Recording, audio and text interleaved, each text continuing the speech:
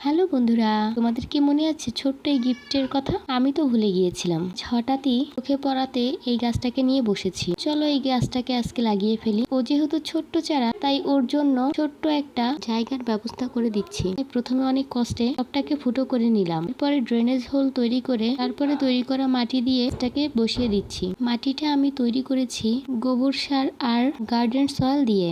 খুবই সাধারণ মাটি, কিন্তু দেখো এতেই এই গাছটা খুব সুন্দরভাবেই বাড়বে। আগের বছরও ঠিক এরকম একটা মাটিতেই আমার ছোট্ট একটা চারা হয়েছিল। তার থেকে সারা বছরই আমি ফুল পেয়েছি। কিছুদিন আগে সেই গাছটা মারা গিয়েছে। আমার কাছে বীজও ছিল না। ভেবেছিলাম হয়তো এই বছর আর এই গাছটাকে পাবো না, কিন্তু না, ওরা তো আমাকে আর ছাড়েনি।